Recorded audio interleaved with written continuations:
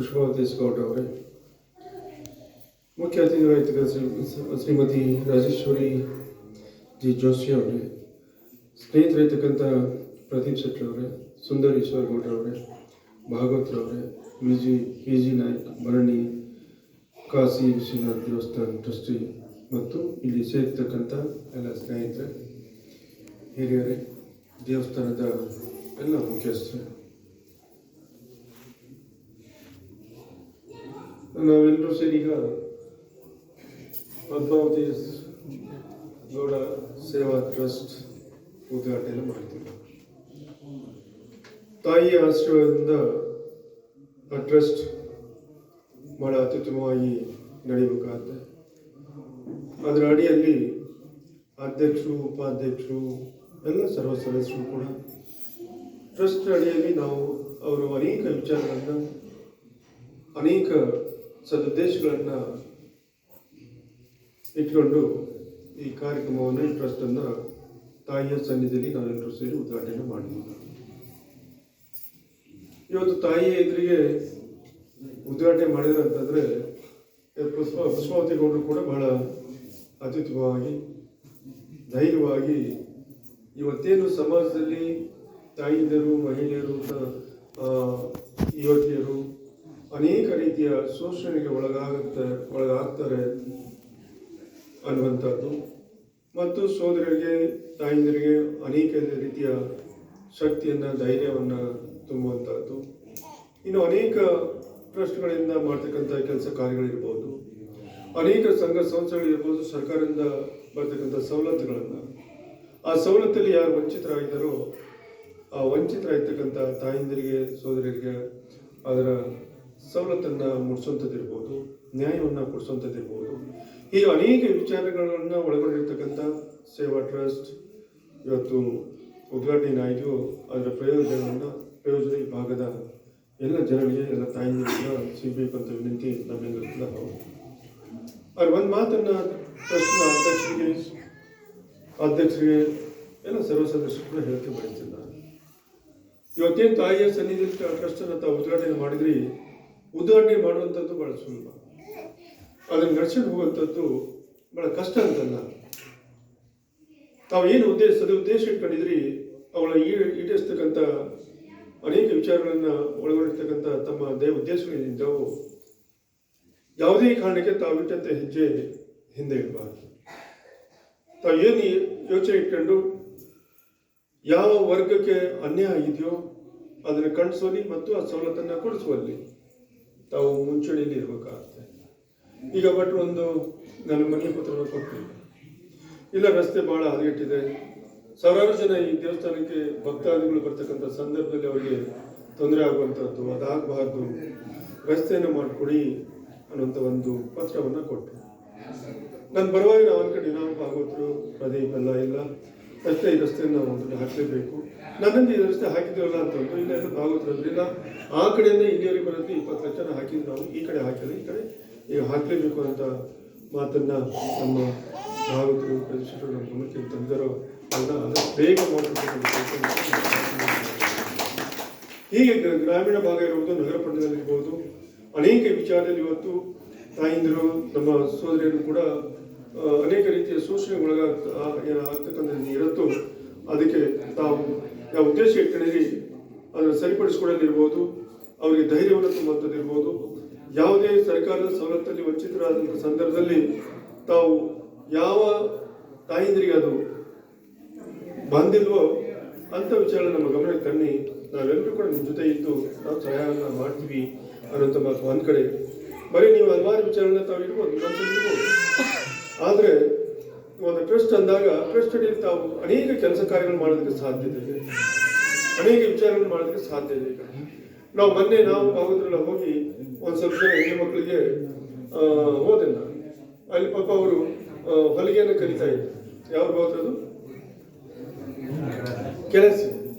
ಕೆಲಸ ಹೋಗಿ ಅಲ್ಲಿ ಸುಮಾರು ಒಂದು 40-45 ಜನ ಹುಡುಗಿ ನಮ್ಗೆ ಏನಾದ್ರು ಕೆಲಸ ಕೊಡಿ ಅಂತಂದ್ರು. ನಾವು ಹೋದಾಗ ಆಯ್ತು ನೀವು ರಾಟಿನ ಕಲೀರಿ ನೀವು ಅಂತ ಹೇಳಿ ನಾವೊಬ್ಬರು ಕಳಿಸಿ ಅಲ್ಲಿ ಸರಿಯಾದ ತರಬೇತಿನ ಕಳಿಸಿದ್ದು. ನಾವು ತರಬೇತಿ ಅದು 45-50 ದಿವಸ ಆದ ನಂತರ ನಾವು ಹೋಗಿ ಅದನ್ನ ಕೊನೆ ಹಂತದ ಕಾರ್ಯಕ್ರಮದಲ್ಲಿ ಹೋಗಿ ಭಾಗಿಯಾದ್ವಿ. ನಾವು ಭಾಗಿಯಾದ ಪಾಪ ಬಡ ಜನ ಎಲ್ಲ ಅವರು ಒಂದು ಮಿಷನ್ ಕೊಡೋದಕ್ಕೂ ಸ್ವಲ್ಪ ಕಷ್ಟಕರ ಆಗಿರ್ತಕ್ಕಂಥ ಸಂದರ್ಭ.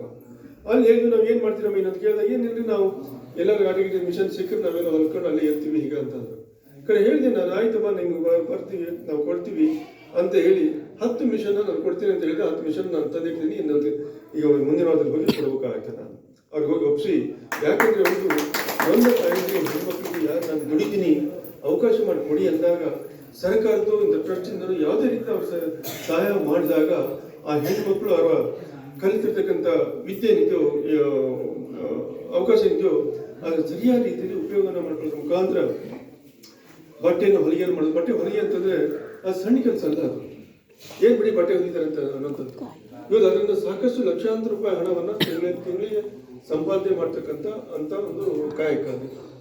ಅದಕ್ಕೆ ಅವರಿಗೆ ಒಂದು ಶಕ್ತಿಯನ್ನು, ಒಂದು ಮಿಷನನ್ನು ಕೊಟ್ಟರೆ ಅವ್ರು ಮುಂದೆ ಅವರು ಅದರಿಂದ ಅನೇಕ ರೀತಿಯ ಬಟ್ಟೆ ಮತ್ತೊಂದು ಕೆಲಸವನ್ನು ಮಾಡಿ ಅದರ ಹೆಚ್ಚಿನ ಸಂಪತ್ತನ್ನು ಆದಾಯವನ್ನು ಪಡೆಯೋದಕ್ಕೂ ಸಾಧ್ಯ ಆಗುತ್ತೆ. ಹೀಗೆ ಟ್ರಸ್ಟ್ ಅಂದಾಗ ತಾವು ಅನೇಕ ರೀತಿಯ ಗ್ರಾಮೀಣ ಭಾಗ ಇರ್ಬೋದು, ನಗರದಲ್ಲಿರ್ಬೋದು ಅಂತ ಒಂದು ವರ್ಗಕ್ಕೆ ಅವ್ರ ಹತ್ರ ಹೋಗಿ ಅವರಿಗೆ ಧೈರ್ಯವನ್ನು ತುಂಬಿ ನಾವೆಲ್ಲ ಇದ್ದೀವಿ ನಿಮ್ಮ ಜೊತೆಗೆ, ನೀವೇನು ಕೆಲಸವನ್ನು ಮಾಡ್ತೀರಾ, ಯಾವ ಕಾಯಕನ ಮಾಡ್ತೀರಾ, ನಿಮ್ಗೆ ಯಾವ ರೀತಿಯ ಸಹಾಯನ ಬೇಕು ಅಂತ ಹೇಳಿ ಅವರ ಮನವಿ, ಅವರ ವಿನಂತಿ ಏನಿದೆಯೋ ಆ ವಿನಂತಿಗೆ ನಾವು ಕೂಡ ನಿಮ್ಮ ಜೊತೆ ಕೈ ಜೋಡಿಸ್ತೀವಿ ಅನ್ನೋಂಥ ಮಾತನ್ನು ಈ ಸಮಯ ಹೇಳ್ತೀವಿ. ಬಯಸ್ತೇನೆ ನಾನು. ಒಟ್ಟಲ್ಲಿ ಈ ಸಂಸ್ಥೆ ಇವತ್ತಿನ ತಾಯಿಯ ಸನ್ನಿಧಿಯಲ್ಲಿ ನಾವಿನ್ನು ಉದ್ಘಾಟನೆ ಮಾಡಿದ್ವಿ. ಈ ಸಂಸ್ಥೆ ನಿರಂತರವಾಗಿ ನಡ್ಕೊಂಡು ಹೋಗ್ಬೇಕಾಗತ್ತೆ, ಅನೇಕ ಸೇವೆಗಳನ್ನು ಮಾಡಬೇಕಾಗತ್ತೆ. ಅಧ್ಯಕ್ಷರು ಇದರ ಟ್ರಸ್ಟ್ ಇರ್ತಕ್ಕಂಥ ಎಲ್ಲ ಸರ್ವ ಸದಸ್ಯರು ಕೂಡ ತಮ್ಮ ದಿನನಿತ್ಯದ ಕೆಲಸಗಳು ಕಾಯ್ಕೊಂಡು ಇರುವಂಥದ್ದು. ಆ ಕೆಲಸದ ಜೊತೆಯಲ್ಲಿ ಇಂಥ ಒಂದು ಕೆಲಸವನ್ನು ಕೂಡ ದಿನದ 1-2 ತಾಸು ನೀವು ಸ್ವಲ್ಪ ಸಮಯನ ಮಾಡಿ ಅಂತ ನೊಂದ ವರ್ಗಕ್ಕೆ ಯಾವ ವಿಚಾರದಲ್ಲಿ ಶೋಷಣೆಗೆ ಒಳಗಿರ್ತಕ್ಕಂಥ ತಾಯಿಂದರಿಗೆ ಮತ್ತೊಬ್ಬರಿಗೆ ಎಲ್ಲರಿಗೂ ಕೂಡ ಸಹಾಯವನ್ನು ಮಾಡಿದಾಗ ನಿಜವಾಗಿ ಕೂಡ ಬಹಳ ಅರ್ಥಪೂರ್ವಕವಾಗಿ ಈ ಸೇವಾ ಟ್ರಸ್ಟ್ ಹೊರಗೆ ಸಾಧ್ಯ ಆಗತ್ತೆ ಅನ್ನುವಂಥ ಮಾತನ್ನು ಹೇಳಿ, ತಾವು ಅಷ್ಟೇ ಸರ್ಕಾರದಿಂದ ಯಾವುದೇ ಯೋಜನೆ ಬರಲಿ ಏನೇ ಇರಲಿ ಅದನ್ನು ನೀವು ಬಂದು ಕೇಳಿದಾಗ ನಮ್ಮ ಕಡೆಯಿಂದ ಸರ್ಕಾರದಿಂದ ಏನು ಸಹಾಯ ಕೊಡೋಕ್ಕಾಗುತ್ತೋ ಅದನ್ನು ಸದಾ ನಾವು ಕೊಡೋದಕ್ಕೆ ಸಿದ್ಧವಾಗಿದ್ದೀವಿ ಅನ್ನೋಂಥ ಮಾತನ್ನು ಕೂಡ ಹೇಳಕ್ಕೆ ಬಯಸ್ತೀನಿ. ಈ ಬಾಂಧ ಹಿಂದೂ ಜಿಲ್ಲಾ ಪಂಚಾಯತ್ ಸದಸ್ಯರಾಗಿ ಜೆ ನಾಯಕರಿದ್ದಾರೆ. ಈಗ ಮತ್ತೊಬ್ಬರೆಲ್ಲರೂ ಭಾಳ ಚೆನ್ನಾಗಿದ್ದಾರೆ. ಈಗ ಹೆಚ್ಚು ನಾಯಕರಿದ್ದಾರೆ. ಈಗ ಅನೇಕ ರೀತಿಯ ವಿಚಾರಗಳನ್ನು ತಮ್ಮ ಹತ್ರ ಹೇಳ್ಬೋದು. ಇನ್ನು ಅನೇಕ ಹಿರಿಯರು ಕೂಡ ಅನೇಕ ವಿಚಾರಗಳನ್ನು ಒಳಗೊಂಡಿರ್ತಕ್ಕಂಥ ಸ್ನೇಹಿತರು ಕೂಡ ಇದ್ದಾರೆ. ಈಗ ಅವರ ಎಲ್ಲರ ಅನಿಸಿಕೆ, ಅವರೆಲ್ಲರ ಅನುಭವದ ಮಾತುಗಳನ್ನು ತಾವು ಕೇಳಬೇಕಾಗತ್ತೆ. ಹೀಗೆ ಕೇಳಿ ತಾವು ಹೆಜ್ಜೆ ಇಟ್ಟಾಗ, ಎಲ್ಲರ ಜೊತೆ ಸಹಕರಿಸಿದಾಗ, ಎಲ್ಲರ ಸಹಕಾರವನ್ನು ತಾವು ತಗೊಂಡಾಗ ಯಾವುದೇ ಕಾರ್ಯಕ್ರಮ, ಯಾವುದೇ ಸೇವೆ ಇರ್ಬೋದು, ಯಾವುದೇ ಊರಿನ ಕಾರ್ಯಕ್ರಮಗಳಾಗಿರ್ಬೋದು, ಇಂದ ಎಲ್ಲಿ ರೋಡ್ಗಳು ಸರಿ ಇಲ್ಲ, ಮತ್ತೊಂದು ಆಗಿಲ್ಲ, ಇಲ್ಲ ಪಂಚಾಯತಿಂದ ಆಗಿಲ್ಲ, ಇಲ್ಲ ಜಿಲ್ಲಾ ಪಂಚಾಯತ್ ಆಗಿಲ್ಲ, ತಾಲೂಕು ಪಂಚಾಯತ್ ಆಗಿಲ್ಲ, ಇಲ್ಲ ಶಾಸಕರು ಮಾಡಿಲ್ಲ, ಇನ್ಯಾರು ಮಾಡಿಲ್ಲ ಹೇಳಿ ನಮಗೆ ತನ್ನಿ, ನಾವು ಕೂಡ ನಿಮ್ಮ ಜೊತೆ ಇರ್ತೀವಿ. ಒಟ್ಟಲ್ಲಿ ಭಾಗದ ಅಭಿವೃದ್ಧಿಯನ್ನು ಎಲ್ಲರೂ ಸೇರಿ ಕೈ ಜೋಡಿಸಿದಾಗ ಅಭಿವೃದ್ಧಿಯನ್ನು ಕಾಣೋದು ಸಾಧ್ಯ ಆಗುತ್ತೆ ಅನ್ನೋದನ್ನು ಕೂಡ ಹೇಳ್ತೇವೆ. ವಯಸ್ಸನ್ನು ಒಟ್ಟಲ್ಲಿ ಇವತ್ತು ತಮ್ಮ ಚಿಂತನೆ ಏನಿದೆಯೋ, ತಮ್ಮ ಉದ್ದೇಶ ಏನಿದೆಯೋ ಅದು ಸರಿಯಾದ ರೀತಿಯಲ್ಲಿ ಈಡೇರಿಸುವಂಥ ಒಂದು ಶಕ್ತಿ ಈ ಟ್ರಸ್ಟ್ ಮುಖಾಂತರ ಜನಸಾಮಾನ್ಯರಿಗೆ ಆ ಸೇವೆ ಮಾಡ್ತಕ್ಕಂಥ ಭಾಗ್ಯ ತಮಗೆ ಸಿಗಲಿ ಅನ್ನೋದ ಮಾತು ಹೇಳಿ ತಾವೆಲ್ಲರೂ ಕೂಡ ಇಲ್ಲಿ ನಾನು ಬೆಳಗ್ಗೆ ಬರಬೇಕಿತ್ತು. ಬೆಳಗ್ಗೆ ಭಾಳಷ್ಟು ನಿಗದಿತ ಕಾರ್ಯಕ್ರಮಗಳಿತ್ತು. ಹಾಗಾಗಿ ನಾನು ಬಂದು ಅದನ್ನು ಮುಗಿಸ್ಕೊಂಡು ಮತ್ತು ನಮ್ಮ ಸಿರ್ಸಿ ಜಿಲ್ಲಾ ಪುಷ್ಪ ಬೆಳೆ ಕೂಡ ಇತ್ತು, ಅದನ್ನು ಮುಗಿಸಿ ಸಿದ್ದಾಪುರದಲ್ಲಿ ಒಂದು ನಿಗದಿತ ಕಾರ್ಯಕ್ರಮ ಇತ್ತು, ಕೋಲ್ಸಿರ್ಸಿಯಲ್ಲಿ ಒಂದು ಕಾರ್ಯಕ್ರಮ ಇತ್ತು. ಹಾಗೆ ಅವೆಲ್ಲ ಮುಗಿಸ್ಕೊಂಡು ಬರೋದು ಸ್ವಲ್ಪ ತಡವಾಗಿ ಬಂದರೂ ಕೂಡ ತಾವೆಲ್ಲರೂ ಕೂಡ ತಾಯಿಯ ದರ್ಶನ ಮಾಡಿ ನಾವೆಲ್ಲರೂ ಸೇರಿ ಟ್ರಸ್ಟನ್ನು ಉದ್ಘಾಟನೆ ಮಾಡಿದ್ವಿ. ಈ ಟ್ರಸ್ಟಿನ ಅಧ್ಯಕ್ಷರಿಗೆ ಮತ್ತು ಎಲ್ಲ ಸದಸ್ಯರು ಕೂಡ ಹೇಳಕ್ಕೆ ಬಯಸ್ತೀನಿ. ನಾನು ಯಾವುದೇ ರೀತಿಯ ಅಪಧೈರ್ಯ ನಮ್ಮಲ್ಲಿರಬಾರ್ದು, ಧೈರ್ಯವಾಗಿರಿ, ನಾವೆಲ್ಲರೂ ಕೂಡ ಜೊತೆ ಇರ್ತೀವಿ.